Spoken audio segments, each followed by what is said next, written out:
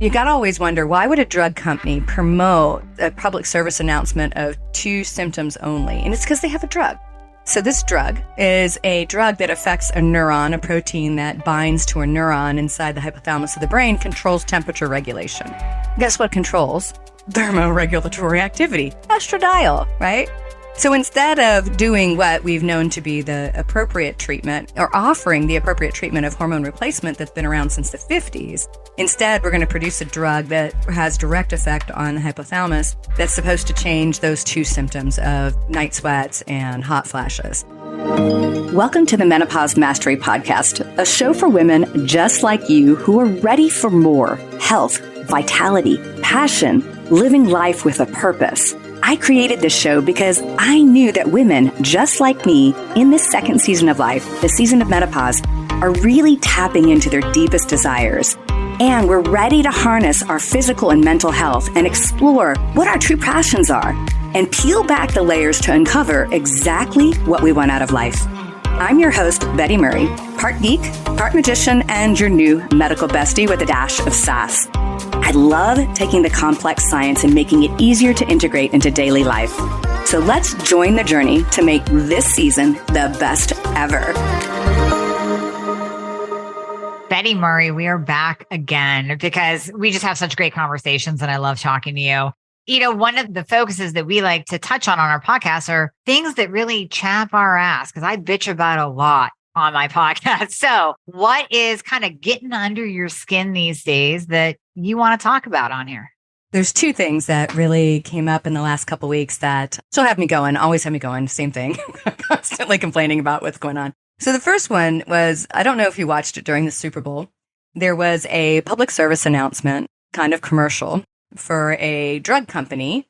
The company's name is Astellas, and it's the maker of a drug called Vasomotor. So what the commercial was, for anybody that didn't watch it, it wanted to make sure that women understood the symptoms of menopause. Vasomotor symptoms, VAS. What is VAS? That was the whole thing of the commercial. Basically, it pointed to 2 things. So there was a woman out on the street kind of doing interviews, and all these women didn't know. Like, they couldn't name off all the conditions for menopause, and many of them were either confused or whatever. And what they were pointing out is that the menopausal symptoms basically boil down to, do you get hot flashes or do you get night sweats? Of course, you know, we've talked about this. I've complained about it and talked about it on the podcast many, many times. So those are the ones that are most obvious, right? That are clear indications something has radically changed. Well, you know, you got to always wonder, why would a drug company promote a public service announcement of 2 symptoms only? And it's because they have a drug. So this drug is a drug that affects a neuron, a protein that binds to a neuron inside the hypothalamus of the brain, controls temperature regulation. You know, if you just went upstream from that, guess what controls? Thermoregulatory activity. Estradiol. So instead of doing what we've known to be the appropriate treatment, or offering the appropriate treatment of hormone replacement that's been around since the 50s, instead we're going to produce a drug that has direct effect on the hypothalamus that's supposed to change those 2 symptoms of, you know, night sweats and hot flashes.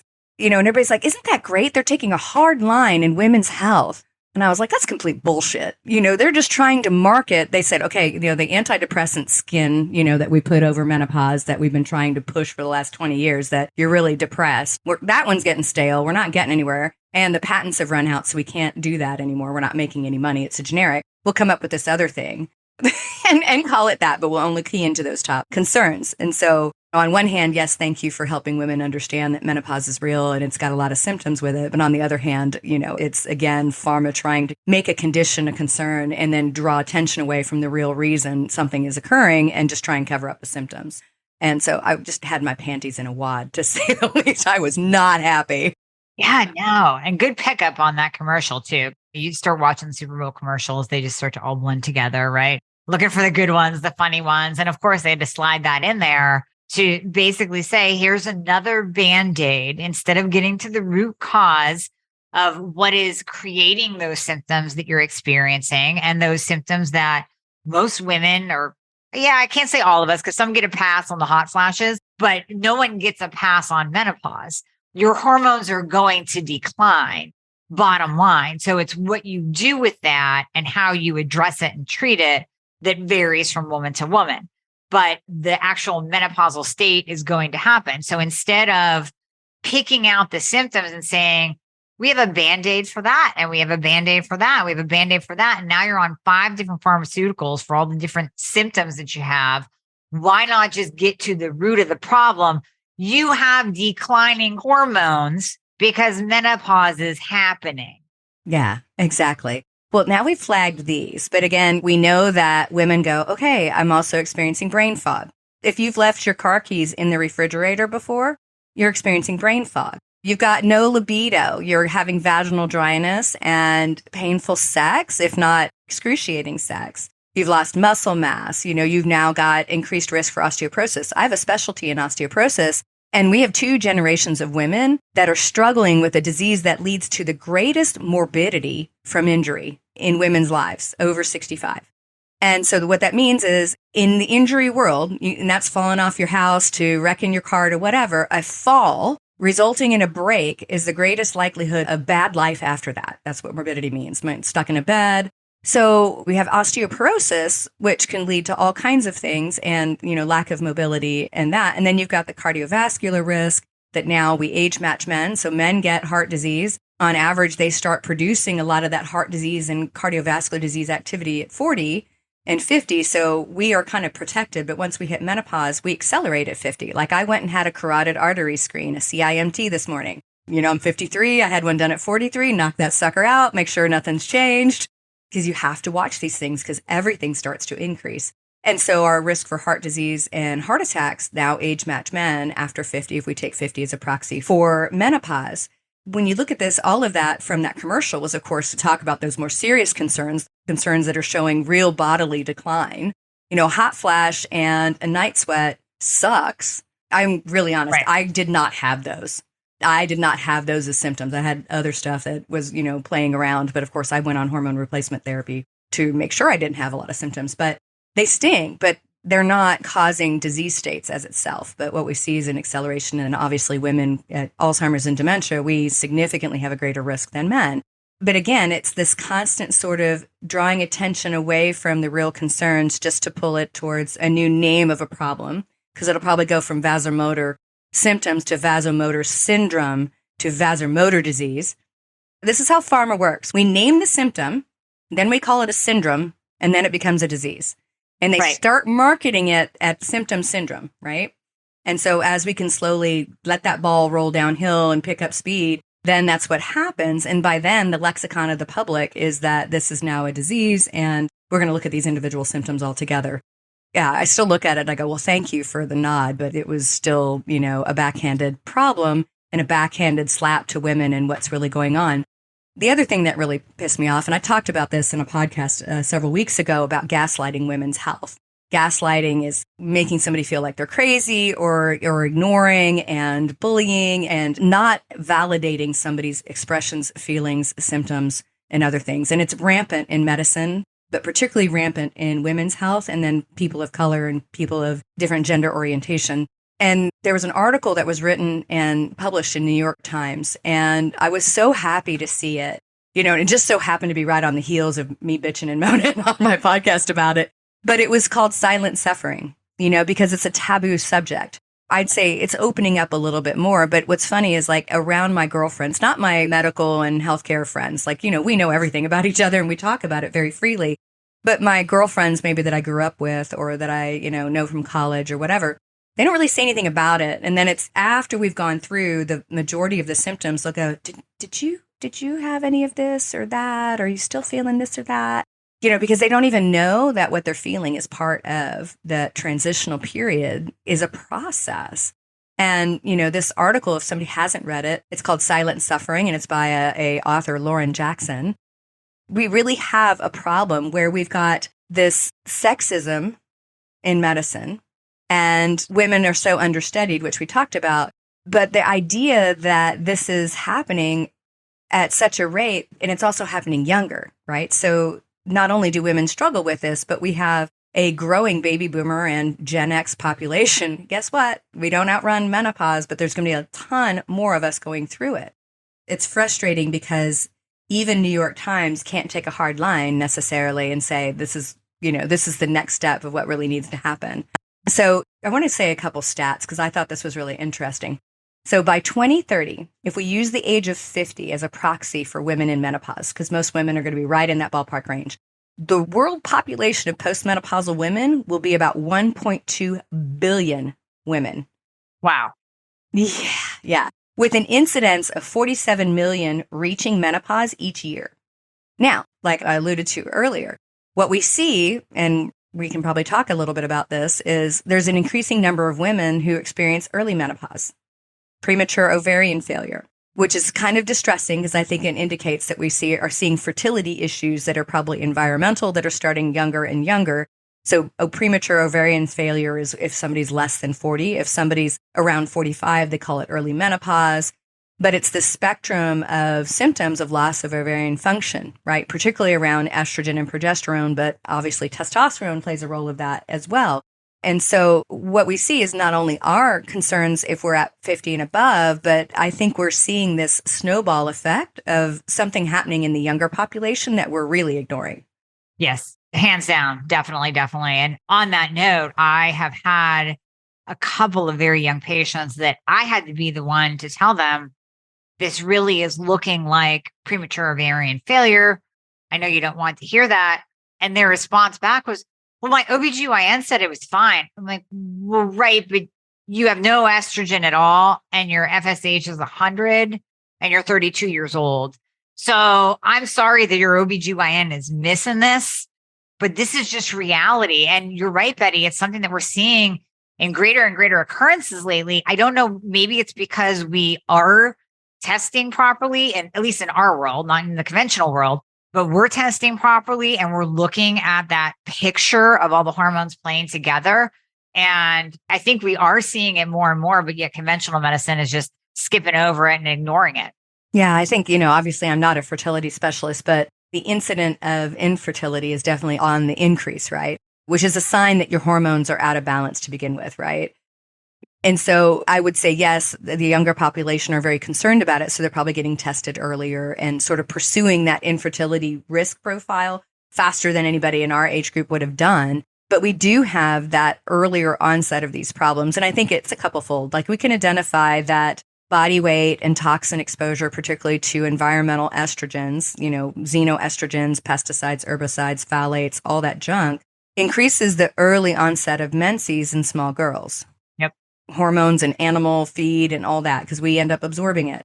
Statistically, it's likely that all of those exposures too are changing the expression of those receptors for estrogen and progesterone and everything else in our body, but they probably are changing the length of time we are actually fertile and how long we'll go before we go to menopause in that process. If we could just get out of our own way, we could definitely have a different world. There's 1.2 billion of us over 50 that could be doing that, right, in the next couple of years. But it's an opportunity for us to change the medical system. Because again, we outnumber men. Sorry, we outlive you. Statistically, we outlive men.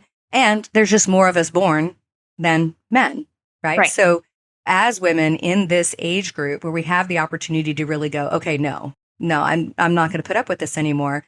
I'm not going to be gaslighted in medicine. I demand research to be done on women with women, not women as little men, and that we need to start exploring this. We need to, as women, vote with our dollars, vote with our decision making. So if you have doctors and people in your world that don't have the same worldview as you or dismiss you or belittle you or anything like that, you fire them. This is a customer service industry. Healthcare is a customer service industry. Yes, they provide really great things, but the consumer is the decision maker. And so I think this also hopefully provides some exposure for people to understand that we have this problem. Yes, the menopausal transition is real. The hormone changes are real. And you and I just got through talking about like testosterone and how that declines way before 50. Those things are real. And we demand accurate and realistic testing, and we demand real and accurate action items and treatment that treats the underlying root cause. And we have enough of us to do that. Definitely. And going back to that silent suffering, kind of pulling in everything that you just said, I think too many women, because you and I do live in the world where we talk to each other and we go, well, of course we're going to do hormones. Like, why wouldn't we do hormones? But when you speak to women outside of our circle and outside of this functional medicine world, you really start to get a feel for what women think and what they've been taught, whether it's by society or their doctor or their other friends, that maybe you don't treat menopause, that it's just something you have to learn to live with. You have to suffer in silence. And this is just part of getting older. So just shut up and take it and deal with all the symptoms that come with it. And kind of going back to what you were saying about talking to your friend, talking to my neighbor who is, I believe, like 54-ish. And she just got her hormones tested and didn't even realize that there's a way to treat low hormones. There's a way to treat menopause and to get through menopause without all of the symptoms or with very, very minimal symptoms. And you and I just take it for granted that, well, everybody should know this, but they don't. We can't talk about this enough. We cannot do enough podcasts, enough speaking. We can't have enough conversations on the benefit of hormones and telling women that you don't have to suffer silently with menopausal symptoms. You just don't, not these days. No. And when you sit back and think about what a man goes through, because they go through andropause too, but again, it's a slow decline. It's like, you don't really realize a problem's happening because it's kind of like a slow drain. It's like, oh, not until it's completely drained out. If men experience the same symptoms as women and the same radical decline, we wouldn't have this. It just wouldn't occur. Right. I'm not trying to lament men. Most of the men out there had nothing to do with those decisions. If you even look at the environmental, financial costs and healthcare costs of women going through menopause and being untreated, you're going to be more likely to have a heart attack. And as a woman, it'd probably be more fatal, right? Women's heart attacks are more fatal on the first one than men because the symptoms are something we deal with every day. It's nausea, fatigue. We don't get the shooting arm pain and the jaw pain and we hit the floor. We just feel like crap, which is often how women feel.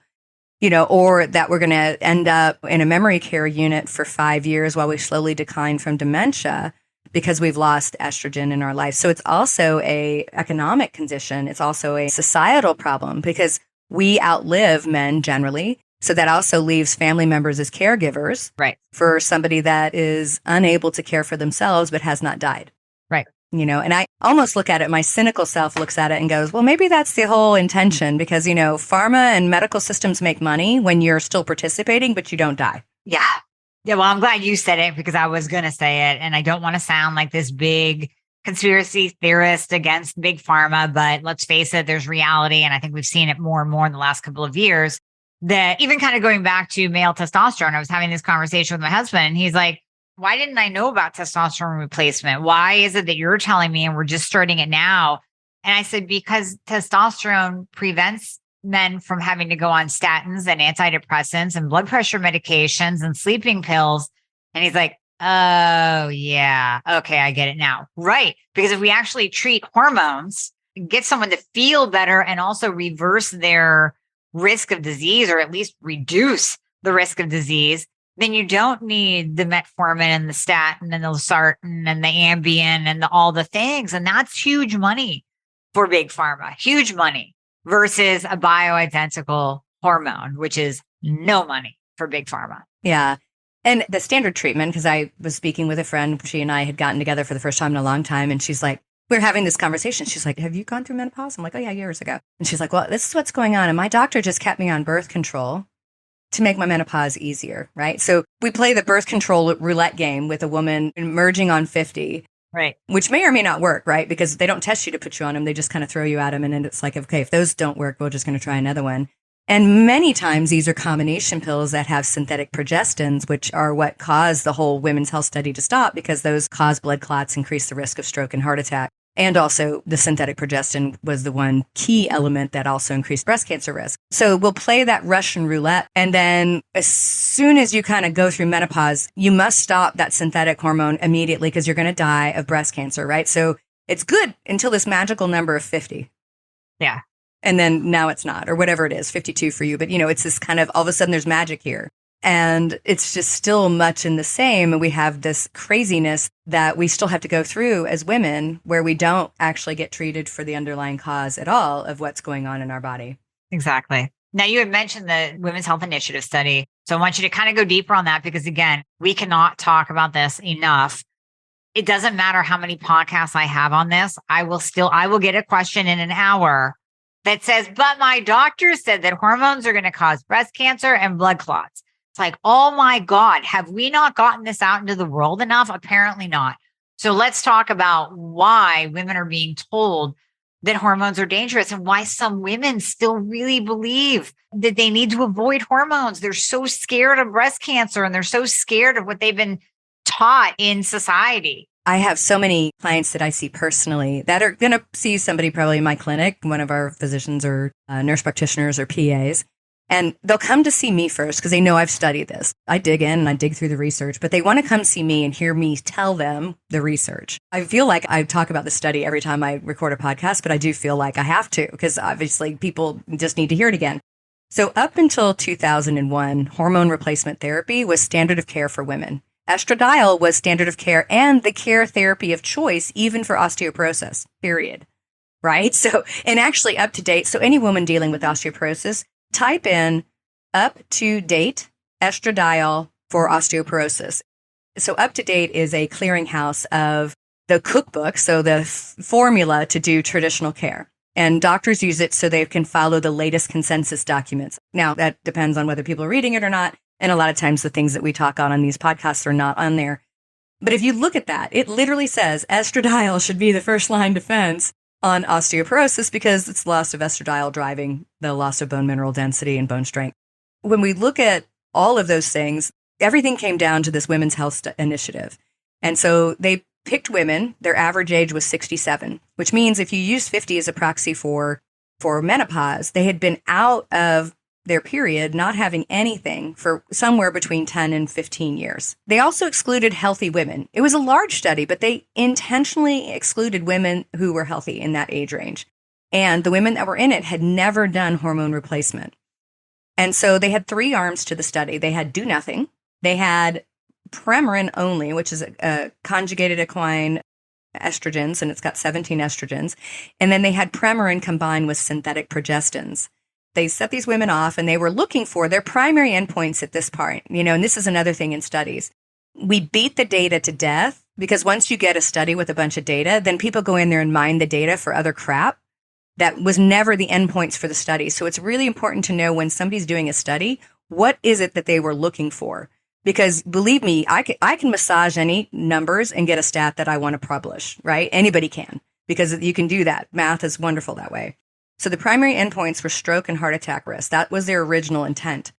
And what they found is a couple years into the study, the women that were on the synthetic progestin and Premarin had increased risk of stroke and heart attack. And it was significant enough that they withdrew the study. Now, never mind the fact that the women that were on the Premarin alone had a reduced risk, and particularly a reduced risk. So somebody went back, massaged the data, look at breast cancer, and the women on Premarin actually had less breast cancer risk than the arm that had nothing. But even more importantly, we know that the sooner you replace hormones, especially if like testosterone before you have completely cratered, and the sooner you replace hormones as you're going through menopause, so you don't wait until your ovaries are completely flatlined, you try and put them in there before the symptoms are showing up and that kind of thing, then you keep the receptors. They keep getting stimulated appropriately. They're working better. So these women were on average 15 years out from having any hormones, and they were unhealthy to begin with. But that study was up for peer review. So peer review means it goes to committees. They dig through it to make sure it's got the rigor to get published. So it hadn't gone through that rigor, but it was the most expensive study ever done, particularly on women. So it was going to get published one way or the other. And all of the lead investigators, all the investigators have finally, 20 years later, admitted they all were going at it to prove hormone replacement for women was unsafe and unnecessary because we just were using it for symptom control, vasomotor symptoms. When it got published, it had already been sent out on a press release. They picked snippets. So the other thing is never read an abstract of a study because it's probably not really what the study studied, and it probably has different conclusions than what's really in the data because it's a little tiny paragraph and it's usually got spin. So they released an unpeer-reviewed study out to the public. So Fox News, CNN, all your 24-hour news channels ran with it, right? Everybody ran with it. And in that moment, it created panic. And the panic set in. Doctors were like, oh my God, I'm going to kill my patients. I'm going to stop prescribing it. Women saw it and they're like, I'm going to die. So they jump off their hormones. And at that moment, our entire paradigm shift. because every study that had ever been done looking at the efficacy and safety of hormone replacement for women, particularly estrogen, and most of them were done on Premarin, because that was the most common drug, were favorable for all-cause mortality. So that means any death state, really. And so at that point, all of that was thrown away, like that never existed. And then all of a sudden we're going to die. And yet here we are. And it still gets quoted every day, all the time. And then somebody else is going to go in there and massage the data about some other endpoint that they want to look at, and then use that data again inappropriately to get an answer. It's one of the most frustrating things in research. I mean, I went back to school to do research, and a lot of it, the further I get in it, the more just pissed off I get, because only 15% of studies get published. And if they are unfavorable, they don't publish them. In the university world, if you have an unfavorable outcome, it's hard to get money. So if I prove that drug was no better than placebo, I'm not going to get my grant the next time. So what happens? We go, can I quote it as a percent of this change rather than a this? So stuff gets manipulated. But as an American public and the public at large, we have been basically gaslighted by this study, and we're still here today dealing with it. Oh yeah. See, obviously I'm pissed off. Oh no, that, and it's important. I always say that it's the most expensive yet worst study ever performed. And one thing I didn't know until you just said it today, that the researchers were basically going in with a bias. They were going in with the plan to prove that hormones are bad. Mm-hmm. And if you go in with that mindset, and you're not going into a study with an open mindset of whatever the data says, the data says. So if you go in with that preconceived notion that hormones are bad and this is what we want to find, we're just all human. I mean, think about that. Human nature is that you're going to manipulate things to work in your favor for what you believe. We tend to find evidence to support our beliefs rather than the other way around.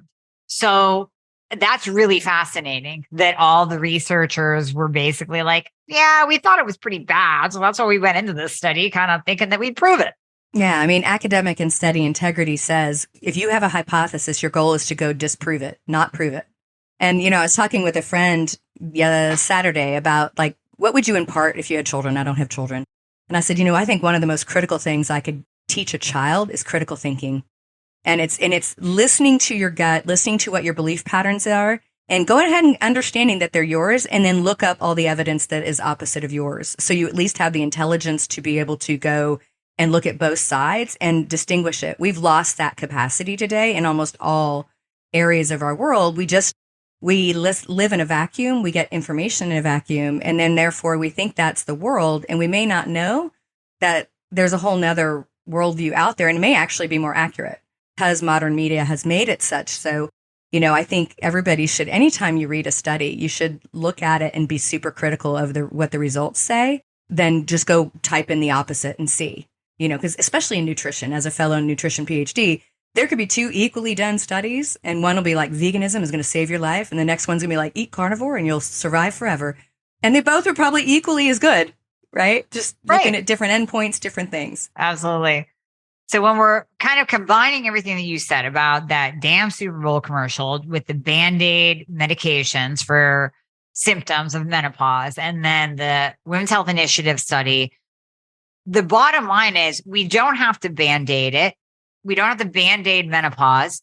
We don't have to be scared of supplementing with hormones to improve the symptoms of menopause, which is ultimately the root cause. It's not another pharmaceutical that's needed.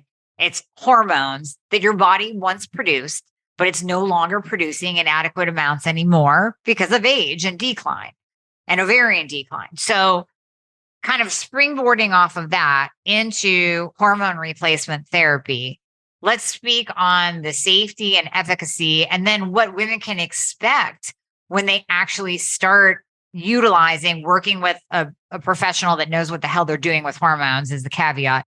What can they expect when they actually start using bioidentical hormone replacement? We've talked a little bit about this today, and we've talked about it before on our previous podcast. I think, every person's a little different, and bioidentical hormones has different delivery mechanisms. So, one woman may do great on injectables, another woman may do great on a patch and an oral progesterone for estradiol. The most important thing someone's got to do is make sure that they get tested so they actually can look at the data and know where they start. Because again, it's really interesting to me. You can have one person that's on a pretty healthy dose, let's say of estradiol, and they'll come back and they'll say, I don't think I feel much. I still have vaginal dryness. My skin's really dry. I'm aging. I'm wrinkling, da da da da. And then another woman, you give just like tiny little bit and they're like, I got it. I got it. Right. Yep. So I think it's really important that we monitor, right? We monitor those levels. And, if we look at the conditions that are associated, pretty much all cause mortality goes down. Bone density problems and osteoporosis go down. Heart disease, the risk for Alzheimer's and dementia go down. There is a very slight increased risk of breast cancer from the Women's Health Study, right? If we look at it. And they, of course, massage the data to make it sound more severe. So every woman over 50 has a 4 in 1,000 chance for getting breast cancer, of which goes up the moment you go through menopause. So you were protected when you had a bunch of hormones, right? And, having children, earlier onset of menses actually protects you against breast cancer. So that's kind of interesting. So you got to remember that. That's contradictory, right? So if estrogen was so damaging, why would having a bunch of kids actually decrease your risk? Because your hormones get really wildly high then. It was 4 in 1,000 for women over 50 that were untreated. So no hormone replacement.